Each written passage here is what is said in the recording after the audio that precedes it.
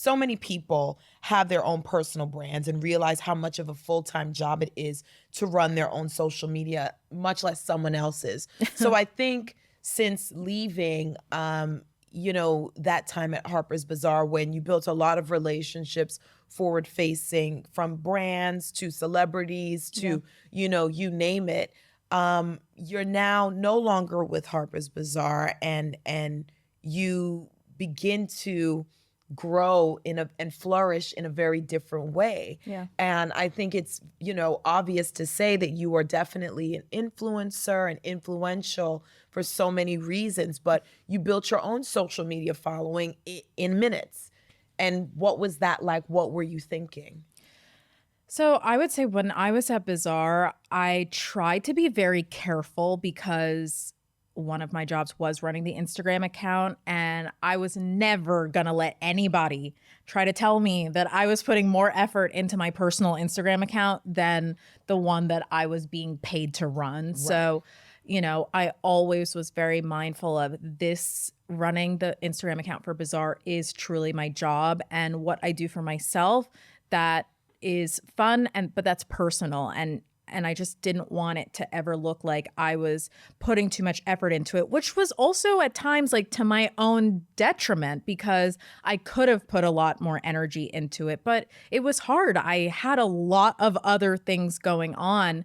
But I think that I was still strategic in how I was growing it, because yes, I would share my outfits and I would share these behind the scenes of what I was doing if I was at work or traveling or at an event. But I also used it as a way to show people that, like, yes, I have this really incredible job that I know so many girls who follow me hope to be in one day, but I also struggle with anxiety and I also have problems, and there are a lot of times that I need to really prioritize taking care of myself. And so, I used it as a tool to be really vulnerable about things that I experience in my life that are not as glamorous as all the things that, I get to do because of my job. And I think so many people gravitated towards that and saw themselves and felt seen because of it. So how would you define your social media persona and the message that you're trying to communicate? I think that I think of what you see is what you get. I try to be as straight up as possible with people, and I just always want people to know that there's a lot of strength in being vulnerable. I think, listen, it's not always easy for me, but I do it because I know that it helps other people. And I think that is really what everything that I do sort of boils down to at the end of the day. And that's what keeps me going and wants me to continue sharing more intimate parts of my life. What really fuels me at the end of the day is that I want to help people. And so that is what I'm thinking when I'm sharing these really vulnerable moments, on social media. Like, it's not even so much about me anymore. It's about how I can use these stories for other people to see themselves and for them to find connection with me. So what's your newsletter Forward Joy about? And when did you launch that? I launched Forward Joy in 2021. It's named after my dad, actually. His birth name was Forward Joy. Wow. Literally written out FOWARD. So I shortened it to FWD, just like you forward an email.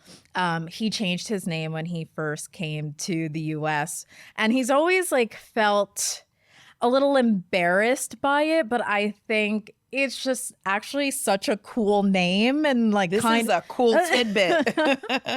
And kind of, I don't know, I'm it has this very hippie, he grew up on a farm in the mountains in Jamaica, and I just really kind of cherish it. And it was the first thing that came to my mind when I was thinking about a newsletter. And to me, there's also, I've put a very significant, I think, interpretation of it, which is like there's always joy ahead of us. Like no matter where we are in life, if we're having a good day or we're having a bad day, because like our life is always going to come in cycles and it's always going to ebb and flow, but no matter where you are, there's always going to be joy ahead of you.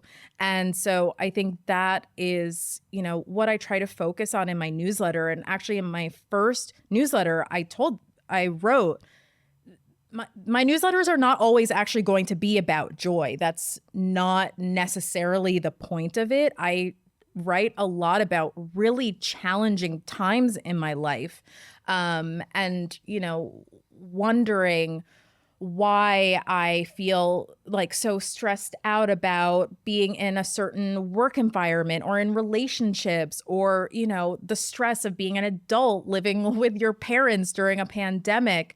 But you know, there's still so much to be learned. And I personally feel very fueled by self-discovery and understanding myself. And actually, I get a lot of joy through that and through my resilience of, yeah, I went through these really challenging times, but I made it to the other side. And now I have all these lessons with me that I can continue to take forward with me. Yeah.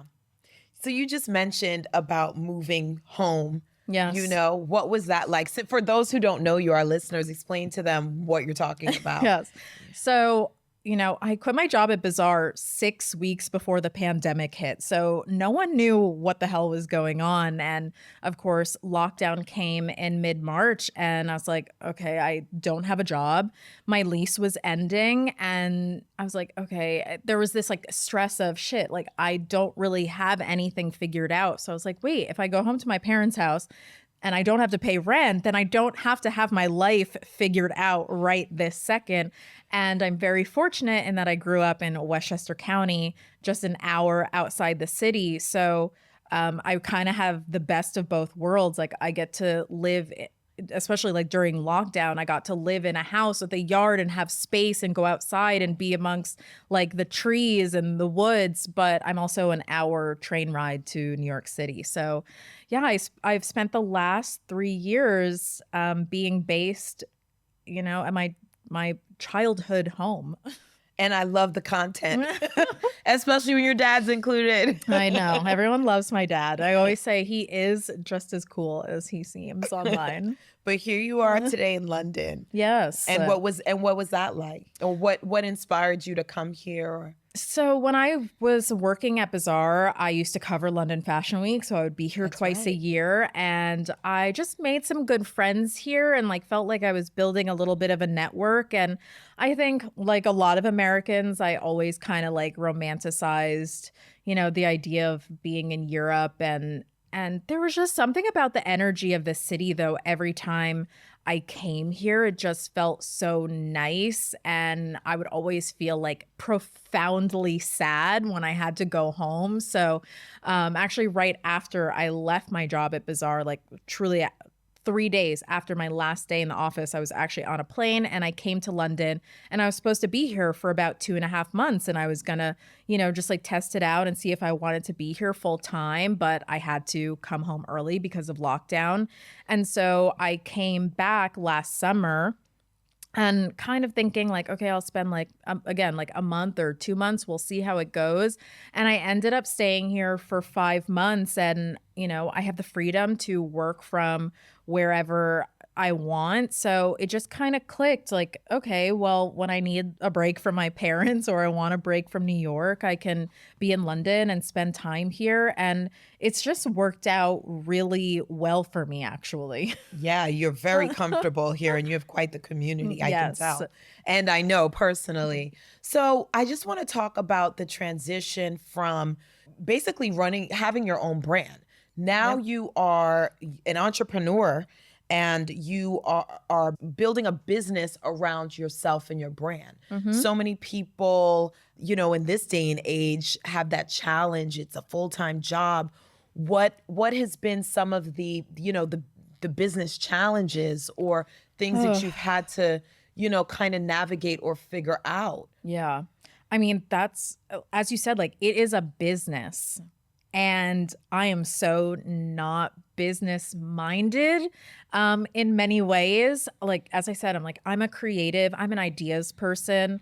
I It's definitely been challenging of just like, first of all, working with so many different vendors, being the brands and the invoicing and all of this stuff. And luckily, a few months after I started working on my own, I got a manager. And so they really help negotiate all my deals and do all the invoicing and all of that. And that took a huge weight off of my shoulders because like as I was sort of growing this content creation business, I was also growing a consulting business. And the two things at once, especially during the summer of 2020 when, we had the BLM resurgence and just like so many different things were in the middle of a pandemic going on. And it was really a lot for me to handle.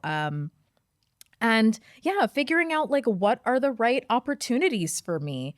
I'm very fortunate in that I don't have to say yes to everything. Like I'm in a position where I can turn down deals and figuring out really what makes sense. And I'm an intuitive person and I try to just like go with my gut on most things. Like, is this an opportunity that makes me feel really excited? Is this an opportunity that like, I'm like, I don't know. I'm kind of like dragging my feet on making a decision. Like, I have a lot of things coming at me at all times. So there are those times where I'm like, okay, I'm taking too long to make a decision. So I don't think I really want to do it because if I did, I would, feel like more lit up by it.